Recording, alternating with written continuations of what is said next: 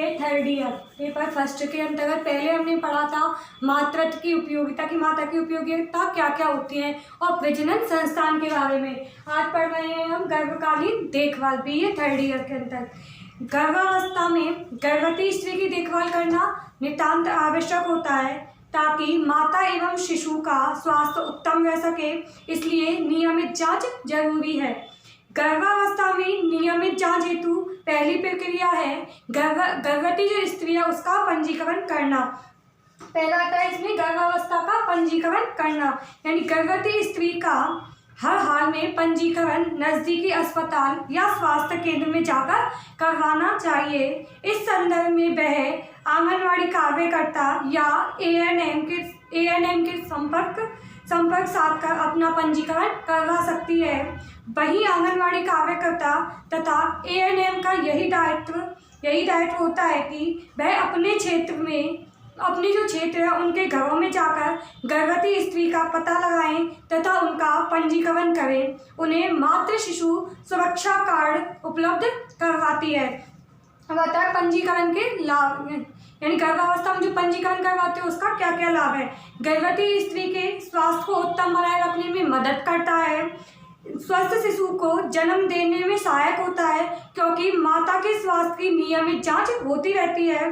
गर्भावस्था के दौरान यदि गर्भिणी को कोई स्वास्थ्य संबंधी जटिलताएं दृष्टिगोचर होती हैं तो तत्काल चिकित्सक सुविधा उपलब्ध करवा दी जाए। उन्हें अस्पताल भेजने के लिए वाहन आदि की भी व्यवस्था हो जाती है और समय पर चिकित्सकीय सुविधा होने पर माता एवं शिशु दोनों के ही प्राणों की रक्षा की जा सकती है। अब इसके अंतर्गत आता है गर्भकालीन देखभाल। गर्भावस्था में किस प्रकार से देखभाल करना आवश्यक है। गर्भकाल के दौरान एक गर्भवती स्त्री को कम से कम 3 बार अवश्य अपने स्वास्थ्य की जांच करवा लेनी चाहिए। यदि जरूरत पड़े तो इससे भी ज़्यादा बार तक स्वास्थ्य की जांच करवा ली जाती है। आंगनवाड़ी कार्यकर्ता एएनएम भी इसमें महत्वपूर्ण भूमिका आंगनवाड़ी कार्यकर्ता और एएनएम की इसमें महत्वपूर्ण भूमिका होती है। वही गर्भवती स्त्री को समझाते हैं। जिनमें आता है गर्भावस्था में नियमित जांच के अंतर्गत पहला आता है हमारा वजन। गर्भ के हर एक तीसरे महीने में, यानी गर्भ के हर एक तीसरे माह में गर्भवती स्त्री का वजन मापना अनिवार्य होता है। इससे पता चल जाता है कि शिशु का विकास ठीक प्रकार से हो रहा है या नहीं। यदि वजन निर्धारित वजन से कम है तो माता को अधिक मात्रा में पौष्टिक आहार एवं संतुलित आहार के लिए जाने की आवश्यकता होती है और गर्भावस्था के अंतिम माह तक गर्भवती स्त्री का वजन 10 से 12 किलोग्राम तक बढ़ जाता है। गर्भावस्था के दौरान 10 से 12 केजी तक बढ़ जाता है। यदि वजन इससे कम है तो यदि 10 और 12 से कम है वजन तो समय पूर्व अपरिपक्व बच्चे के जन्म की संभावनाएं बढ़ जाती है। साथ ही प्रसव के दौरान मातृ शिशु मृत्यु दर की भी संभावना बढ़ जाती है। इसलिए गर्भवती को अधिक मात्रा में गुणवत्तापूर्वक भोजन खाने को देना चाहिए। इसी गर्भावस्था में नियमित जांच के अंतर्गत आता है पेट का परीक्षण करना। गर्भवती स्त्री के पेट के परीक्षण से शिशु के आकार एवं हृदय की धड़कन का पता चल जाता है। यदि कोई असामान्यता नजर आती है तो उसका इलाज करवाना चाहिए। स्त्री एवं प्रसूति रोग विशेषज्ञों की सलाह से उचित दवाइयों का भी सेवन करना आवश्यक होता है। गर्भावस्था में नियमित जांच के अंतर्गत ही आता है हमारा रक्तचाप। समय पर गर्भवती स्त्री के रक्तचाप की भी जांच करनी चाहिए। यदि रक्तचाप 90 या 130 माइक्रोग्राम से भी अधिक है तो तुरंत डॉक्टर से सलाह लेनी चाहिए। इसके बाद नियमित जांच के अंतर्गत अगला पॉइंट आता है हमारा टिटनेस का टीका। टिटनेस एक भयावह रोग है जिससे बचने के लिए टिटनेस का टीका लगवाया जाता है। गर्भावस्था में टिटनेस का टीका गर्भवती स्त्री को अवश्य ही लगवाना चाहिए।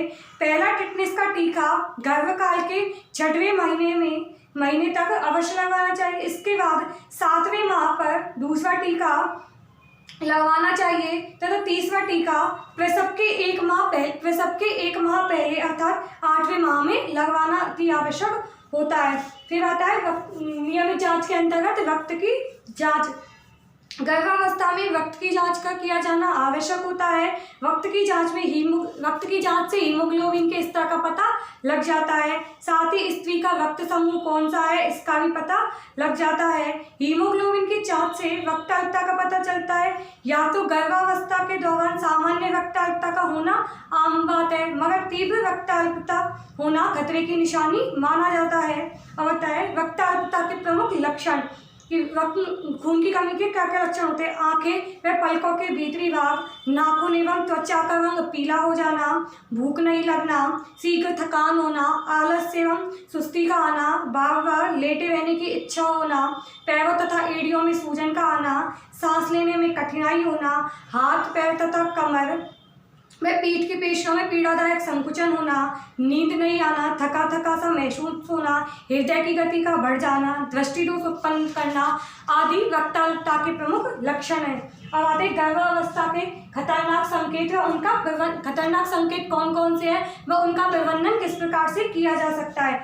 गर्भावस्था में जटिलताएं अधिक बढ़ जाती हैं जब गर्भवती स्त्री के आहार पर, चूंकि गर्भवती स्त्री के आहार पर समुचित ध्यान नहीं दिया जाता, उससे भरपेट रोटी दाल सब्जी खाने को नहीं दिया जाता, अथवा जो भोज्य पदार्थ खाने को दिए जाते हैं उनमें पौष्टिकता का अभाव होता है।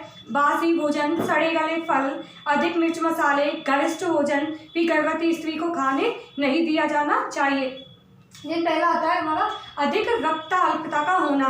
गर्भावस्था के दौरान यदि रक्ताल्पता हो रहा है तो उसे सामान्य नहीं समझना चाहिए, तत्कालीन चिकित्सक को दिखाना आवश्यक होता है। उनकी सलाह से ही दवाइयों का सेवन भी करना चाहिए। अधिक रक्ताल्पता गर्भवती स्त्री तथा गर्भस्थ शिशु दोनों के ही स्वास्थ्य के लिए खराब माना जाता है। गर्भकाल के प्रथम 6 माह में यदि माता को रक्ताल्पता हो रहा है तो शिशु का विकास ठीक प्रकार से नहीं हो पाएगा। गर्भस्थ शिशु की मौत माता के कोख में ही हो जाती है। इसलिए गर्भवती स्त्री को तत्काल अस्पताल ले जाना चाहिए, जहां निम्नलिखित सुविधाएं हो, जैसे स्त्री रोग विशेषज्ञ, अस्पताल में अनुभवी स्त्री एवं प्रसूति रोग विशेषज्ञ हो जो गर्भवती स्त्री की जांच को तत्काल शुरू करे।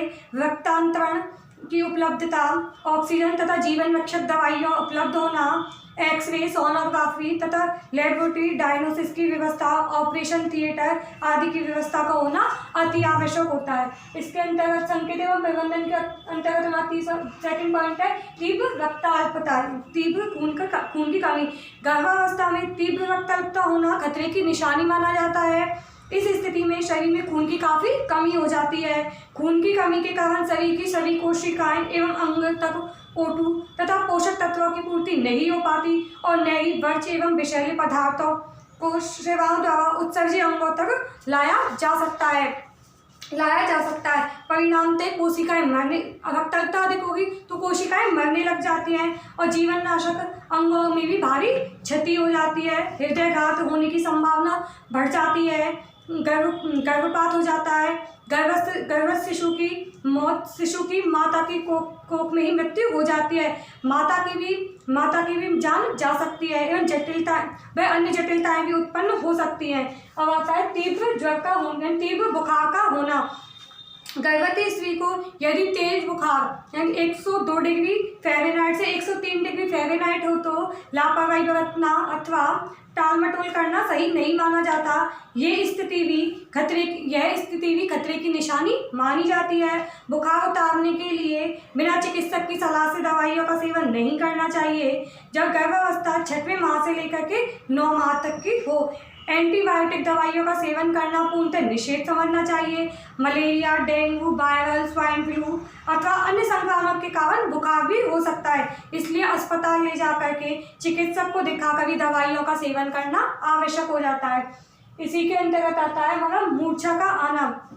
यदि गर्भस्थ स्त्री बेहोश होने लगे, उसे मूर्छा आए, चक्कर खाकर वह गिर जाए तो ये स्थिति भी खतरे की निशानी होती है। ऐसी स्थिति में बिना विलंब किए ही चिकित्सक को दिखाना आवश्यक होता है। कई स्त्रियां इस बात को ठीक ढंग से नहीं समझती, वह भूत प्रेत, डाकन सायन आदि को बाधा मानती है। ये गर्भवती स्त्री को जादू टोने वाले के पास अथवा तांत्रिकों के पास ले जाया जाता है, उनका झाड़ा लगवाया जाता है, जो कि किसी भी दृष्टि से सही नहीं माना जाता, अथवा स्त्रियों को मूर्छा आने पर तुरंत अस्पताल लेकर जाना अति आवश्यक होता है।